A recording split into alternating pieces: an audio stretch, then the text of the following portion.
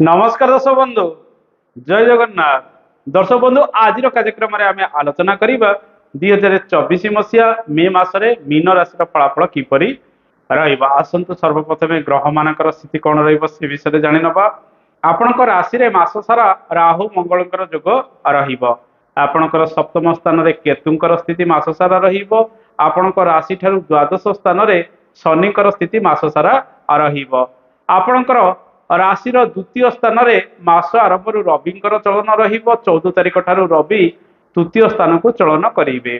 आपण राशि मास आरंभ बुधंकर चलन रश तारीख ठार बुध आपणकर द्वितीय स्थान में चलन करेंगे। शुक्र मास आरंभ आपणकर द्वितीय स्थान में चलन करेंगे। 19 तारीख ठार शुक्र आपणकर तृतीय स्थान में चलन करेंगे। बृहस्पति मास सारा आपणकर तृतीय स्थान में चलन करेंगे। ये तो थिला ग्रह मानकर स्थिति ए मासरे एक बड़ परिवर्तन जहाँकि आपणकर राशि अधिपति बृहस्पति आपणकर राशि ठारू तृतीय स्थान में चलन करेंगे। गोटे वर्ष पर्यंत बृहस्पति तृतीय स्थान में रहिबे। एई समय आपणक राशि रे गुरु सुधी रहिबो नाही। आपणक जीवन में एक बड़ परिवर्तन रहिबो। संघर्ष विभिन्न दिगरे लागि रहिबार संभावना रहिबो। जॉब ठारू आरंभ करी व्यवसाय वाणिज्य कर्म क्षेत्र में परिवर्तन जोग रही। जेमिति परिश्रम करेंगे से अनुसार सफलता प्राप्ति करेंगे। वाद विवाद रे समय समय पड़ जाती से सब प्रति आपन को ध्यान देवा पड़ो। किंतु व्यवसाय वाणिज्य भाग्य क्षेत्र में सामान्य उत्तरोत्तर उन्नति हो पारे। तेणु बृहस्पति चलन तृतीय स्थान में बहुत परिश्रम आपणकर जीवन में कराइबे। दर्शक बंधु ए मासरे स्वास्थ्यर स्थिति किपर रहिबा आसंतु जानिबा। आपणक राशि रे राहु सहित मंगलंकर जोग जहाँकि अंगारक जोग रहुची। ये अंगारक जोग फल बेले बेले आप उत्तेजित हो पारती, सर्ट टेम्पर हो पारती। धैर्य धरी प्रत्येक कार्य करेंगे एवं कथबार्ता नियंत्रण रखा आवश्यक। द्वादश स्थान में शनिकर अवस्थान रहुची। शनि 7.5 प्रभाव में आपणकर राशि रहुथिबारु समय समय स्वास्थ्य हानि हो पारे। पाद गोड़े जंत्रणा समय समय अनुभव आपण करि सामान्य स्वास्थ्यर उन्नति मासर द्वितीयार्धे 14 तारीख पर हबार संभावना ए मासरे रही। दर्शक बंधु गर्भवती महिला मान समय से अनुकूल रही। ए मासरे माँ को स्वास्थ्य सामान्यतम पिता स्वास्थ्य क्षेत्र में सामान्य उन्नति प्रगति हबार संभावना रही। दर्शक बंधु आसतु जानिबा आपणकर आर्थिक क्षेत्र किपरि रहिबो। आपणकर रोजगार जो देखा ए मासरे आपण भल रोजगार करिपारंती, किंतु धन संचय आपणकर भल रहिबो नाही। विभिन्न क्षेत्र बद खर्च बढ़िवार संभावना रही। जेहेतु शनि आपणकर द्वादश स्थान में चलन करुचंती, अपव्यय विभिन्न दिगरे बढ़ी पारे किंबा बड़ बड़ खर्च बुद्धि विभिन्न दिगरे लागि रहिबार संभावना रही। आपणक राशि रे जेहेतु मंगलंकर स्थिति रहुची, मंगल आपणकर धनाधिपति आपणकर आय भावर ग्रह शनि अटंती। सामान्य किछि रोजगार ए मासरे बढ़ी पारे। परिश्रम किंतु से दिगरे अधिक रहिबार संभावना रही। जो मैंने शेयर मार्केटिंग इत्यादि क्षेत्र में अर्थ लगान करते से माने देखी चाहिए अर्थ लगान करने आवश्यक। आकस्मिक भाव रोजगार 19 तारीख पर्यंत किसी प्राप्ति होबार जोग रही। जेहेतु शुक्र आपणकर द्वितीय स्थान में रहुची। शुक्र द्वितीय स्थान में रहुथिबारु शेयर मार्केटिंग क्षेत्र में आपण जगी रखी प्रत्येक कार्य करंतु। अल्प निवेश करी आगको बढ़िया चेष्टा करंतु। किछि शुभ संवाद ए मासरे आपण प्राप्ति करि पारंती। भल भल कथा कही अन्य मानक बेले बेले आकर्षित करि पारंती, कारण कि ना शुक्र द्वितीय रहुचंती। दर्शक बंधु एई समय रविंकर चलन मे मास 14 तारीख ठार तृतीय स्थान में रहिबो। रवि आपणकर कैरियर बा जॉब क्षेत्र बा व्यवसाय वाणिज्य परिवर्तन आनी पारंती। सरकारी क्षेत्र में आपण किछि सुजोग पाई पारंती। सफलतार हार अधिक रहिबो। जो माने राजनीति रे रहिचंती से माने मिशामिशी शुभफल प्राप्ति करेंगे। अधिक परिश्रम से दरकार विभिन्न क्षेत्र में सफलता पाइबा पाई। विवाद इत्यादि जदि लागि रही सर्ट आउट करने बा समाधान करने समय अनुकूल रहिबो। जेहेतु रविंकर चलन 14 तारीख पर आपणकर तृतीय स्थान में रहिबो। नृत्य संगीत कला खेलकूद इत्यादि क्षेत्र में आपण अधिक सक्रिय मासरे रही पारंती। सेल्स एंड मार्केटिंग कार्य, इंटरनेट संबंधित कार्य, लेखालेखी कार्य आपण अधिक गुरुत्व ए मासरे देई पारंती। जो मैंने चाकरी ठारू आरंभ कर व्यवसाय वाणिज्य किसी परिवर्तन करने चाहते समय अनुकूल रहिबो। इंटरव्यू इत्यादि क्षेत्र में अधिक परिश्रम आप सफलता पाई पारंती। द्वादश भाव ଶନିଙ୍କର ଚଳନ ରହୁଥିବାରୁ ବିଦେଶ ଯାତ୍ରା ଇତ୍ୟାଦି କରିପାରନ୍ତି, କିନ୍ତୁ ସ୍ୱାସ୍ଥ୍ୟର ଯତ୍ନ ନେବେ। କଳି ଝଗଡ଼ା ବିବାଦ ଠାରୁ ଦୂରେଇ ରହିବା ଆବଶ୍ୟକ ଏବଂ ଯାନବାହନ ଧୀରେ ସୁସ୍ଥେ ଚଳାଇବେ, ଯେହେତୁ ରାହୁ ମଙ୍ଗଳଙ୍କର ପ୍ରଭାବ ଆପଣଙ୍କ ରାଶିରେ ରହୁଛି। ଦର୍ଶକ ବନ୍ଧୁ, ରାହୁ ମଙ୍ଗଳଙ୍କର ପ୍ରଭାବ ଆପଣଙ୍କ ରାଶିରେ ରହୁଥିବାରୁ ଶରୀରରେ ସମୟ ସମୟ ଆଘାତ ଲାଗିପାରେ।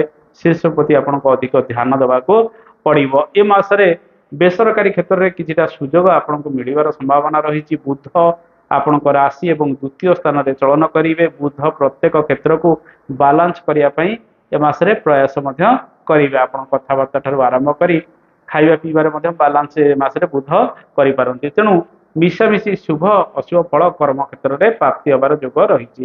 ଆପଣଙ୍କର କର୍ମାଧିପତି ବୃହସ୍ପତି ମାସ ସାରା ତୃତୀୟ ସ୍ଥାନରେ ଚଳନ କରିବେ। ପରିଶ୍ରମ ଏ ମାସ ଠାରୁ ଅଧିକ ଆରମ୍ଭ ହୋଇଯିବ। ଜବରେ ପରିବର୍ତ୍ତନ ଠାରୁ ଆରମ୍ଭ କରି ଛୋଟ ମୋଟ ସ୍ଥାନକୁ ଯାତ୍ରା ଅଧିକ କରିପାରନ୍ତି। ବିଭିନ୍ନ କ୍ଷେତ୍ରରେ ସଫଳତା ପାଇବା ପାଇଁ ଧାଁ ଦୌଡ଼ ମଧ୍ୟ କରିବେ। ଅବଶ୍ୟ ବୃହସ୍ପତିଙ୍କର ପ୍ରଭାବ ଆପଣଙ୍କର ନବମ ସ୍ଥାନକୁ ରହିବ ଏବଂ ବୃହସ୍ପତିଙ୍କର ପ୍ରଭାବ ଆପଣଙ୍କର ସପ୍ତମ ସ୍ଥାନକୁ ରହିବ ଏବଂ ବୃହସ୍ପତିଙ୍କର ପ୍ରଭାବ ଆପଣଙ୍କର ଏକାଦଶ ସ୍ଥାନକୁ ରହୁଥିବାରୁ ବହୁ ପରିଶ୍ରମରେ ଆପଣ ସାମାନ୍ୟ ଆର୍ଥିକ ଲାଭ କିଛି ପ୍ରାପ୍ତି କରିପାରନ୍ତି ଏବଂ କିଛି ଶୁଭ ମାଙ୍ଗଳିକ କାର୍ଯ୍ୟରେ ମଧ୍ୟ ଯୋଗଦାନ ଦେଇପାରନ୍ତି। ବ୍ୟବସାୟ ବାଣିଜ୍ୟ ଆରମ୍ଭ କରିବା ପାଇଁ କିଛି ସୁଯୋଗ ମଧ୍ୟ ଏ ମାସରେ ପ୍ରାପ୍ତି କରିବେ। ଯେଉଁମାନେ ବିଦେଶ ଯାତ୍ରା କରିବା ପାଇଁ ଚାହୁଁଛନ୍ତି, ସମୟ ଅନୁକୂଳ ରହିଲେ ମଧ୍ୟ ପୂର୍ବରୁ ଯେଉଁ ସ୍ଥିତି କଥା ମୁଁ ଆଲୋଚନା କଲି ସେସବୁ ପ୍ରତିକୁ ଆପଣଙ୍କୁ ଧ୍ୟାନ ଦେବାକୁ ପଡ଼ିବ। ଦର୍ଶକ ବନ୍ଧୁ, ନୂତନ ବ୍ୟବସାୟ ବାଣିଜ୍ୟ ଆରମ୍ଭ କରିବା ପାଇଁ କିଛି ଭଲ ସମୟ ମଧ୍ୟ ରହିଛି, କିନ୍ତୁ ରାହୁ ମଙ୍ଗଳଙ୍କର ପ୍ରଭାବ ଆପଣଙ୍କର ସପ୍ତମ ସ୍ଥାନକୁ ରହୁଥିବାରୁ ପାର୍ଟନରସିପରେ ବ୍ୟବସାୟ ବାଣିଜ୍ୟ ଗୁଡ଼ିକ ଆରମ୍ଭ କରନ୍ତୁ ନାହିଁ। ପରସ୍ପର ମଧ୍ୟରେ ଭଲ ବୁଝାମଣା ରଖି ଆଗେଇବା ଆବଶ୍ୟକ। କାରବାର କ୍ଷେତ୍ରରେ ସାମାନ୍ୟ ଉନ୍ନତି ହେଲେ ମଧ୍ୟ ଅଧିକ ଲାଭ ଆଶାରେ ବହୁତ ନିବେଶ ଏହି ସମୟରେ ଆପଣ କରନ୍ତୁ ନାହିଁ। ଦର୍ଶକ ବନ୍ଧୁ, ଆସନ୍ତୁ ଜାଣିବା ବିଦ୍ୟାର୍ଥୀ ମାନଙ୍କ ପାଇଁ ସମୟ କିପରି ରହିବ। ବିଦ୍ୟାର୍ଥୀ ମାନେ ପାଠ ପଢ଼ାରେ ମିଶାମିଶି ଶୁଭ ଫଳ ଗୁଡ଼ିକ ପ୍ରାପ୍ତି କରିବେ। ଟେକ୍ନିକାଲ କ୍ଷେତ୍ରରେ ବିଦ୍ୟାର୍ଥୀ ମାନେ ଭଲ ପ୍ରଦର୍ଶନ କରିପାରନ୍ତି ବା ଯେଉଁମାନେ ସାଇନ୍ସର ଷ୍ଟୁଡେଣ୍ଟ ରହିଛନ୍ତି ସେମାନେ ଭଲ ପରଫର୍ମାନ୍ସ ଏ ମାସରେ ଦେଇପାରନ୍ତି। ଲେଖା ଲେଖି କ୍ଷେତ୍ରରେ ଛାତ୍ରଛାତ୍ରୀ ମାନେ ଅଗ୍ରସର ହେବେ। କଳା ସଙ୍ଗୀତ ନୃତ୍ୟ ସାହିତ୍ୟ ଇତ୍ୟାଦି କ୍ଷେତ୍ରରେ ଛାତ୍ରଛାତ୍ରୀ ମାନେ ସଫଳତା ମଧ୍ୟ ଭଲ ପ୍ରାପ୍ତି କରିପାରନ୍ତି। ଯେହେତୁ ରାହୁ ମଙ୍ଗଳଙ୍କର ସ୍ଥିତି ଆପଣଙ୍କ ରାଶିରେ ରହୁଛି, ଓଭର କନଫିଡେନ୍ସ ଠାରୁ ଦୂରେଇ ରହି ପ୍ରତ୍ୟେକ କାର୍ଯ୍ୟ ଏ ମାସରେ କରିବା ଆବଶ୍ୟକ। ଦର୍ଶକ ବନ୍ଧୁ, ଆସନ୍ତୁ ଜାଣିବା ଏ ମାସରେ ଦାମ୍ପତ୍ୟ ଜୀବନ କିପରି ରହିବ। ଆପଣଙ୍କର ଦାମ୍ପତ୍ୟ ଘରକୁ ରାହୁ ମଙ୍ଗଳ କେତୁଙ୍କର ପ୍ରଭାବ ଏବଂ ବୃହସ୍ପତିଙ୍କର ପ୍ରଭାବ ରହୁଥିବାରୁ ଜୀବନସାଥୀଙ୍କ ସହିତ ମନମାଳିନ୍ୟ ଉପୁଜିପାରେ କିମ୍ବା ତାଙ୍କ ସ୍ୱାସ୍ଥ୍ୟ ବେଳେବେଳେ ହାନି ହୋଇପାରେ। ଯେଉଁମାନଙ୍କର ମଙ୍ଗଳ ଦୋଷ ରହିଛି ସେମାନେ ଦାମ୍ପତ୍ୟ ଜୀବନରେ ସମସ୍ୟାରେ କିଛି ପଡ଼ିପାରନ୍ତି। ଚିଡ଼ିଚିଡ଼ା ସ୍ୱଭାବର ଆପଣ ହୋଇପାରନ୍ତି, ଯାହାଫଳରେ କିଛି ମନମାଳିନ୍ୟ ବେଳେବେଳେ ଉପୁଜିପାରେ। ସେ ସବୁକୁ ଆପଣଙ୍କୁ ଧ୍ୟାନ ଦେବାକୁ ପଡ଼ିବ। ଯେଉଁମାନଙ୍କର ମଙ୍ଗଳ ଦୋଷ ରହିଛି ସେମାନେ ଅଧିକ ସାବଧାନତା ଅବଲମ୍ବନ କରିବା ଆବଶ୍ୟକ। ଦର୍ଶକ ବନ୍ଧୁ, ଘରକୁ ଯଦି ବିବାହ ପ୍ରସ୍ତାବ ଆସୁଛି ଫାଇନାଲ କରିବା ପାଇଁ ଚେଷ୍ଟା କରନ୍ତୁ। ଆଗାମୀ ଦିନରେ ରବି ସୁଧିରେ ବିବାହ କାର୍ଯ୍ୟ ଗୁଡ଼ିକ ସମ୍ପାଦିତ କରିପାରିବେ। ବୃହସ୍ପତିଙ୍କର ଚଳନ ତୃତୀୟରେ ରହୁଥିବାରୁ ମାସ ସାରା ଆପଣଙ୍କ ରାଶିରେ ଗୁରୁ ସୁଧି ରହିବ ନାହିଁ। ପାରିବାରିକ ଜୀବନ କିପରି ରହିବ ଆସନ୍ତୁ ଜାଣିବା। ପାରିବାରିକ ଜୀବନରେ ପ୍ରାୟତଃ ସମନ୍ୱୟ ରକ୍ଷା କରି ପ୍ରତ୍ୟେକ କାର୍ଯ୍ୟ କରିବା ଆବଶ୍ୟକ। ମଙ୍ଗଳଙ୍କର ପ୍ରଭାବ ଆପଣଙ୍କର ପରିବାରର ସୁଖ ସ୍ଥାନକୁ ରହୁଥିବାରୁ ଏବଂ ରାହୁଙ୍କର ପ୍ରଭାବ ଆପଣଙ୍କ ରାଶିରେ ରହୁଥିବାରୁ ବେଳେବେଳେ ଆପଣ ଉତ୍ତେଜିତ ହୋଇ ପରିବାର ମଧ୍ୟରେ କିଛି ଅଶାନ୍ତି ମଧ୍ୟ ବୃଦ୍ଧି କରିପାରନ୍ତି। ତେଣୁ ଆପଣ ନିଜ ଉପରେ ପ୍ରଥମେ ନିୟନ୍ତ୍ରଣ ରଖନ୍ତୁ। ସମସ୍ତଙ୍କ ସହିତ ହସ ଖୁସିରେ ସମୟ ଗୁଡ଼ିକ ଅତିବାହିତ କରିବା ପାଇଁ ଚେଷ୍ଟା କରନ୍ତୁ। ବନ୍ଧୁଙ୍କର ସହଯୋଗରେ ଆପଣ ଆଗକୁ ମଧ୍ୟ ବଢ଼ିପାରନ୍ତି। ଦର୍ଶକ ବନ୍ଧୁ, ଏ ମାସରେ କୃଷି କର୍ମ ଠାରୁ ଆରମ୍ଭ କରି ଯାନବାହନ କାର୍ଯ୍ୟ କ୍ଷେତ୍ରରେ ମିଶାମିଶି ଶୁଭ ଫଳ ଗୁଡ଼ିକ ପ୍ରାପ୍ତି ହେବ। ପୁରାତନ ଗୃହର କାର୍ଯ୍ୟ ଗୁଡ଼ିକ ଆପଣ ଆରମ୍ଭ କରିବେ, ସେଥିରେ ମଧ୍ୟ ସଫଳ ହୋଇପାରନ୍ତି। ଛୋଟ ମୋଟ ସ୍ଥାନକୁ ଯାତ୍ରା ରହିବ। ଜବରେ ପରିବର୍ତ୍ତନର ଯୋଗ ରହିଛି। ଭାଗ୍ୟ କ୍ଷେତ୍ରରେ ସାମାନ୍ୟ ଉନ୍ନତି ପ୍ରଗତି ହେବାର ସମ୍ଭାବନା ରହିଛି। ରୋଜଗାର ହେବ କିନ୍ତୁ ଧନ ସଞ୍ଚୟ ଭଲ ହେବ ନାହିଁ। ତେଣୁ ସେ ସବୁକୁ ଧ୍ୟାନ ଦେବାକୁ ପଡ଼ିବ। ଆସନ୍ତୁ ଜାଣିବା କେଉଁ କେଉଁ ପ୍ରତିକାର ଗୁଡ଼ିକ ଏ ମାସରେ କରିବେ।